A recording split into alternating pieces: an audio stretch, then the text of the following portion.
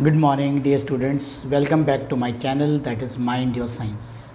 और मैं चंद्र प्रकाश आपके साथ केमिस्ट्री पार्ट के लेक्चर्स शेयर कर रहा हूँ और होप आपको जितने भी लेक्चर्स यहाँ से बताए जा रहे हैं चैनल के थ्रू आपको अच्छी तरह अंडरस्टैंड हो रहे होंगे और बेसिक्स जो केमिस्ट्री है वो आपको अच्छी से समझ आ रही होगी। तो आज का जो विषय है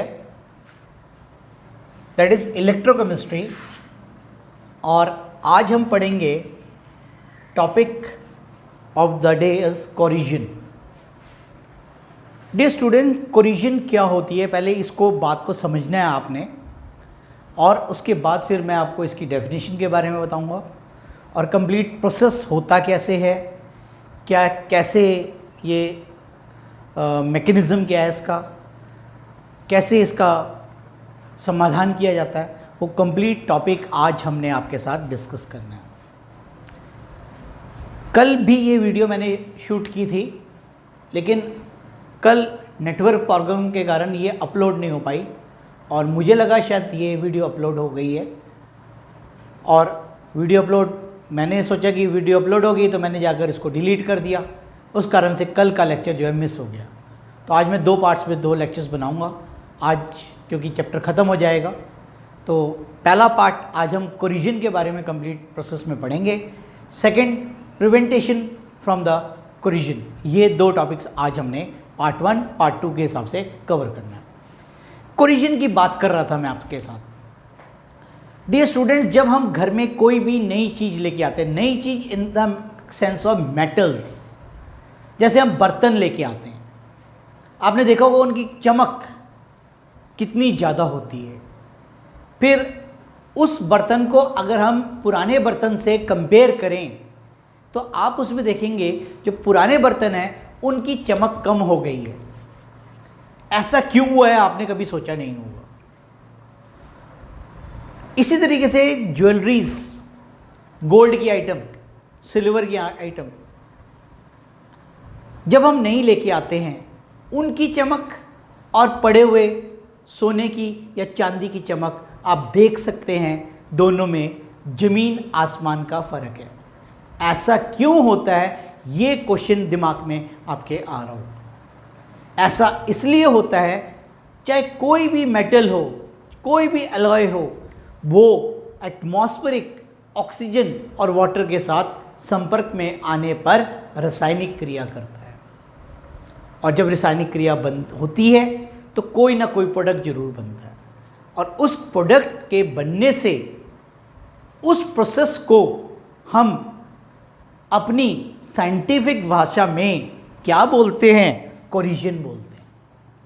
that process is known as corrosion, जिसका बहुत ही साधारण एग्जाम्पल है रस्टिंग ऑफ आयरन। आपने देखा है लोहा है, लोहे के ऊपर पेंट करना पड़ता है। अगर हम ऐसी लोहे को लाकर छोड़ दें तो उसमें क्या है, धीरे धीरे ब्राउन कलर की लेयर बनती चली जाती है और वो जो ब्राउन कलर की लेयर होती है वो एक्चुअली में क्या होती है, रस्ट होती है, आयरन ऑक्साइड होता है। तो आयरन ने अपने आप स्पॉन्टेनियसली ऑक्सीजन के साथ और पानी के साथ रासायनिक क्रिया की और उस प्रोसेस को, उस विधि को क्या बोलते हैं, कोरिजन बोलते हैं। तो अब आपको समझ आ गया कि भाई हमारे पुराने बर्तनों का कलर, उसकी जो लश्यर है वो कम कैसे हो गई, फीकी क्यों पड़ गई, क्योंकि उसके ऊपर एक मेटल की परत चढ़ गई है, ऑक्साइड बन गया है, कार्बोनेट बन गया है या फिर हमारे सल्फेट्स बन गए हैं depending upon the reaction, chemical reaction. तो वो कुछ प्रोडक्ट उसके ऊपर लेयरिंग कर ली है। इस कारण से उस मेटल की जो ओरिजिनल शाइनिंग थी वो क्या हो गई, धीरे धीरे कम हो गई है। तो that is process is known as corrosion. तो अब आप डेफिनेशन लिखेंगे, बहुत ही सिंपल डेफिनेशन है। कोरिजन में बी डिफाइन एज, कोरिजन को इस प्रकार से इसकी व्याख्या की गई, प्रोसेस ऑफ डिटोरेशन। डिटोरेशन का मतलब होता है खराब होना, of metal due to the reaction of air and water is called as corrosion. You can simply also write कि it is a मेटल्स का reaction with air and water is known as corrosion, ऐसा भी लिख सकते हैं। Example, rusting of iron, formation of brown layer having the formula Fe2O3x water molecule on the surface of iron metal, जिसको हम क्या बोलते हैं, रस्ट बोलते हैं, जंग। तो ये था हमारा कंप्लीट प्रोसेस कि क्या होती है कोरिजन, जो कि आपके साथ इंट्रोडक्शन के साथ मैंने ये टॉपिक समझाया, जो कि आपको बिल्कुल अब समझ आ गया होगा कि क्या है ये हमारा process. Now we will discuss कि कौन से फैक्टर्स इसकी कोरिजन को अफेक्ट करते हैं। तो अगला टॉपिक रहेगा हमारा factors affecting the rate of corrosion. तो होप आपने डेफिनेशन और ये प्रोसेस नोट कर लिया होगा। अब आप मेरे साथ डिस्कस करेंगे, I will discuss with you about the factors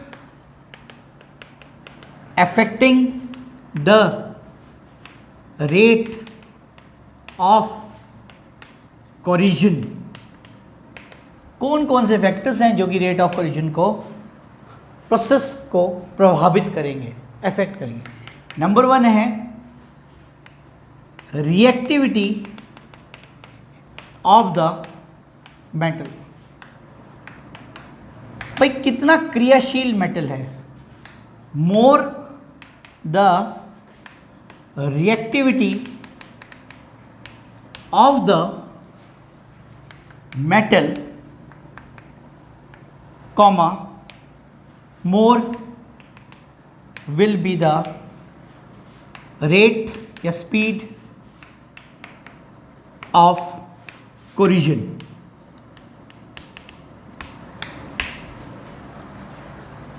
if metal is less reactive,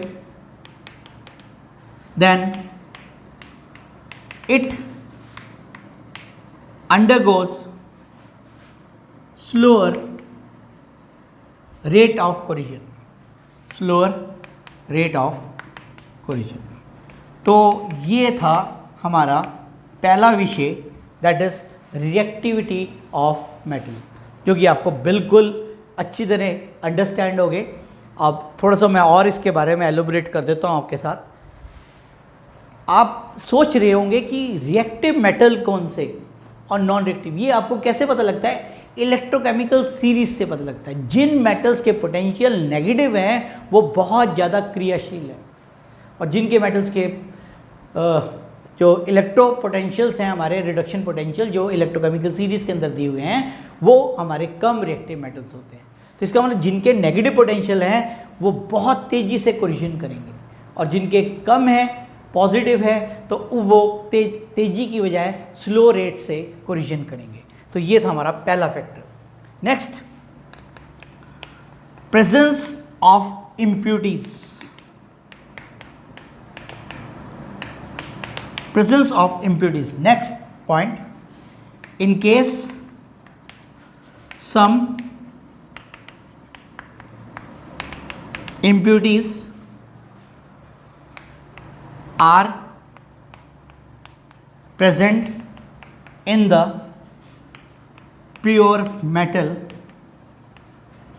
it speed up the corrosion. It speed up the corrosion. If we have the pure metal, then the rate of corrosion will be less as compared to the metals having some impurities. Metals having some impurities. अगर किसी धातु के अंदर अशुद्धियां हैं तो उसके अंदर rate of corrosion क्या होगी? कम ज़्यादा होगी as compare to pure metal. तो this is the second factor you have. Next, third factor is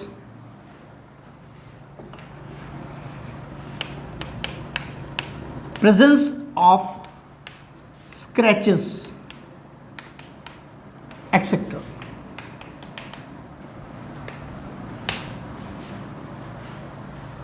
In case the metal is having the bands, कहीं से मुड़ा हुआ है, bands, scratches,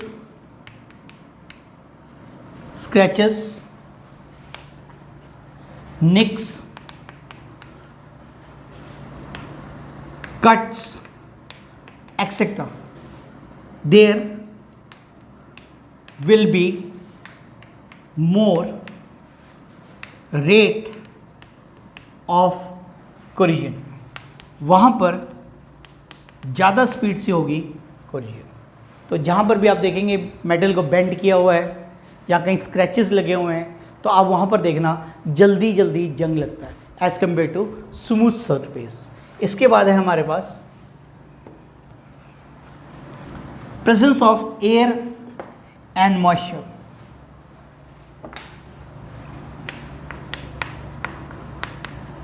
presence of air and moisture, ये दोनों ही इसके कारक है कोरिजन के। अगर इनकी मात्रा एयर और मॉइस्चर की ज़्यादा होगी, अगर मेटल को हमने किसी को अच्छे बॉक्स के अंदर पैकिंग बुकिंग करके रखी हुई है तो और मॉइस्चर नहीं है या एयर नहीं है वहाँ पर, तो वहाँ पर वो उसके अंदर जंग लगने की जो संभावना है वो क्या होगी, कम होगी। Due to the presence of air and moisture in the atmosphere, it will increase the rate of corrosion. It will increase the rate of corrosion। ये rate of corrosion को क्या करेगा, बढ़ा देगा। Also, if some gases like कौन सी, carbon dioxide and sulfur dioxide are present, it will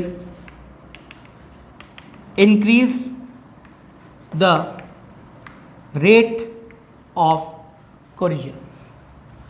वो और तेज कर देगा हमारे कोरिजन को बेटा, रेट ऑफ कोरिजन।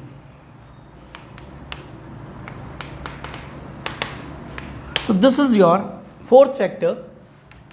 और अब हम डिस्कस करने जा रहे हैं इसका factor number 5, that is the last factor, that is presence of an electrolytes. ठीक है, क्या है बेटा, presence of an electrolyte। In case there is presence of an electrolyte in the atmosphere, it will increase the rate of corrosion, like the corrosion rate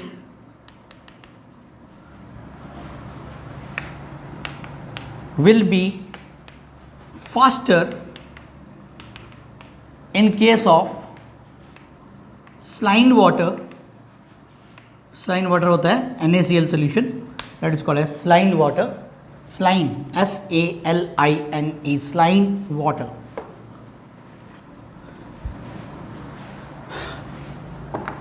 as compared to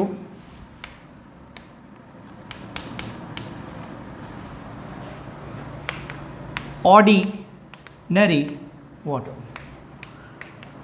तो ये मैं उदाहरण देके समझा देता हूँ। तो क्या कहा उसने कि अगर एटमॉस्फेयर के अंदर इलेक्ट्रोलाइट की कहीं प्रेजेंस है तो वहाँ पर रेट ऑफ कोरिजन क्या हो जाएगा, ज़्यादा हो जाएगा।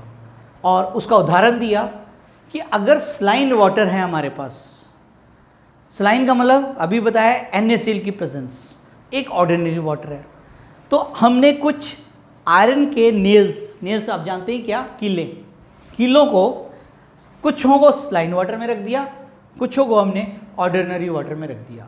तो क्या देखा, हमने देखा कुछ दिन बाद, 1 या 2 दिन बाद हम ऑब्जर्वेशन देखते हैं कि सलाइन वाटर में रखे हुए लोहे की कीलों को जंग ज़्यादा लग गया, उसके ऊपर ज़्यादा ब्राउन प्रेसिपिटेट्स बन गए। इसमें प्रेसिपिटेशन तो हुई है लेकिन कम हुई है। इसका मतलब क्या हुआ कि भाई अगर इलेक्ट्रोलाइट प्रेजेंट हो तो रेट ऑफ कोरिजन को क्या कर देता है, वो फास्ट कर देता है। तो इस तरीके से ये हमारे 5 फैक्टर्स हैं जो कि कोरिजन को क्या करते हैं, अफेक्ट करते हैं। कोरिजन को सिंपल वर्ड में हम ऐसे भी कह सकते हैं, slow eating up of the metals. Slow eating up of the metals, it is a process of slow eating up of the metals. Eating up का मतलब है धीरे धीरे मेटल ख़त्म हो जाता है, और क्योंकि वो प्रोडक्ट बनाता चला जाता है, और इस तरीके से इसको हमने कोरिजन का नाम दिया। डेफिनेशन तो आपको बताई थी कि इसका शॉर्ट वर्ड है हमारा कि भाई कोरिजन एक्चुअल में क्या है। Now will discuss about the होता कैसे है ये प्रोसेस बता रहे हैं, ये होता कैसे है इसके बारे में डिस्कस करेंगे इस लेक्चर में। This is what mechanism of corrosion. Complete process understand करने के लिए कि भाई कोरिजन क्या होता है, और मैकेनिज्म ऑफ कोरिजन का पार्ट है रस्टिंग ऑफ आयरन। इसके लिए हमने ये सिंपल सा छोटा सा एक डायग्राम बनाना है। ये हमने लोहे की एक छड़ ली बार, आयरन बार, और ये थोड़ा से इसमें आप देख रहे हैं कट लगा हुआ है, और ये हमारा क्या है, water droplet. This is water moisture and this is the, ये वर्क करता है, भी बताया जाएगा, लिखवाया जाएगा। It works as an cell. तो यहाँ पर हमारे पास एटमॉस्फेयर, और एटमॉस्फेयर में हमारे पास क्या प्रेजेंट है, ऑक्सीजन। तो this is the iron bar, this part is called as anode and this part is called as cathode. और डिपोजिशंस आपको पता ही है, कैथोड पे होएगी, तो यहाँ पर क्या बन गया, brown layer, that is what, जो भी थोड़ी देर पहले पढ़ाया था, रस्ट, जंग। तो this is the simple diagram to explain the mechanism of an corrosion, और उसका पार्ट है रस्टिंग ऑफ आयरन। तो अब हम डिस्कस करेंगे इसके पूरे कंप्लीट प्रोसेस को। The mechanism, the corrosion process works as an electrochemical cell.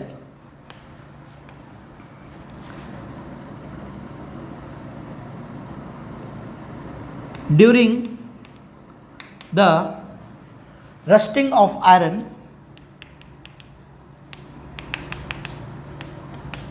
it acts as an small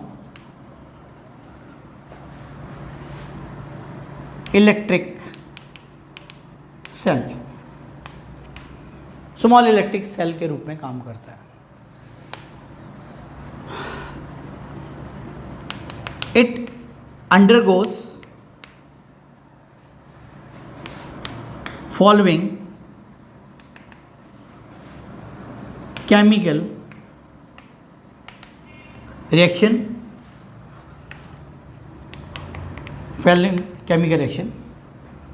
सबसे पहला रिएक्शन जनरल है, water plus CO2 if present, it will form carbonic acid H2CO3 which dissociate into 2H positive plus CO3 negative. What is this? This is the carbonic acid. Carbonic acid. If atmosphere में CO2 present है तो ये reaction होगा। और अब हम पढ़ेंगे कि मैकेनिज्म ऑफ सेल के अंदर एनोड कैथोड पे कैसे रिएक्शन हो रहे हैं। At anode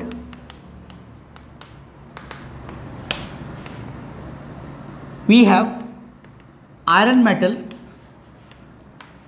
it oxidizes to iron plus 2 and releases the electron, और इसका जो पोटेंशियल है -44 वोल्ट्स है बेटा, -0.44 वोल्ट्स।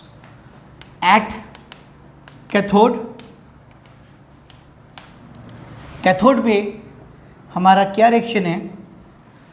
कैथोड पे है बेटा बहुत ही सिंपल, ऐसे याद करेंगे, एटमॉस्फेयर से ऑक्सीजन और पानी से मॉइस्चर से 4H पॉजिटिव आयन और 4 ही इलेक्ट्रॉन्स को लेगा ये, and it will convert into what?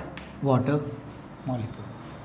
तो this is the cathodic reaction, और इस रिएक्शन का पोटेंशियल है +1.23 वोल्ट्स। अब यहाँ पर देखो ध्यान से, आयरन जो है किस में चेंज हो गया? Fe2O3। Fe+2 reacts with oxygen to form oxides with formula, with chemical formula you can say what? Fe2O3 X water molecule. What is this? This is equal to the formula of rust. It is very important for MCQ. You can note down. ये बहुत बार paper में पूछा गया है कि what is the formula of rust.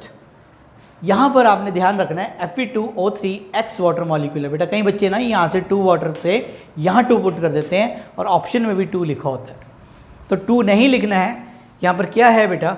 X water molecule. तो इसको बात को आपने अंडरस्टैंड करना है, इट इज़ वेरी इंपॉर्टेंट, और बहुत बार पेपर में सिर्फ यही क्वेश्चन आया हुआ है इस टॉपिक में से, और कंपटीशन में भी यही क्वेश्चन आते हैं। तो formula of rust is Fe2O3 X water molecule. कहीं ऑप्शंस भी दिया हुआ है Fe3O4, तो वो गलत है। Fe2O3 iron oxide X water molecule is the formula of rust. Now कैसे, हाउ इट एक्ट एज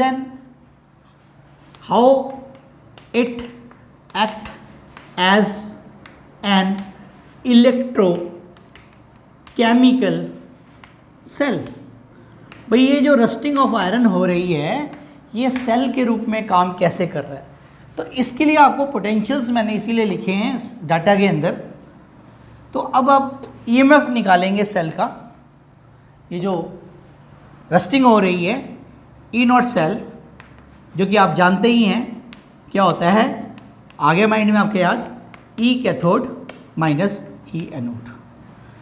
तो डियर स्टूडेंट्स यहाँ पर कैथोड है 1.23, ठीक है बेटा, और यहाँ पर माइनस, और इसकी वैल्यू है -0.44। तो अब हम इसको 1.23 माइनस माइनस प्लस 0.4, तो it comes out to be 4 + 3 7, 4 + 2 6, और 1.67 volts is the current produce. तो जब रस्टिंग ऑफ आयरन होती है तो इतनी करंट प्रोड्यूस होती है, लेकिन करंट को ये एटमॉस्फेयर में रिलीज हो जाती है in the form of electrical energy. तो ये हम क्योंकि स्टोर नहीं कर सकते, क्योंकि रस्टिंग ऑफ आयरन एक जनरल स्पॉन्टेनियस प्रोसेस है, तो इस कारण से ये एनर्जी जो है ये अपने आप एटमॉस्फेयर में रिलीज हो जाती है। तो this is all about your the topic that is called as corrosion and mechanism of corrosion. Corrosion आपको समझ आया, और कैसे ये इलेक्ट्रोकेमिकल सेल के रूप में काम करता है, कैसे कौन सा प्रोसेस है, ये सारी डिटेल्स मैंने आपके साथ शेयर की। तो अब आपने इसके रिएक्शंस और इस प्रोसेस को अच्छे से याद कर लेना है, और इसी तरीके से आपने चैनल को देखते रहना है और अपने नोट्स जो है कंप्लीट करते रहना है। तो होप आपको आज का लेक्चर जो है समझ आ गया होगा। Thank you for watching my channel. Thank you.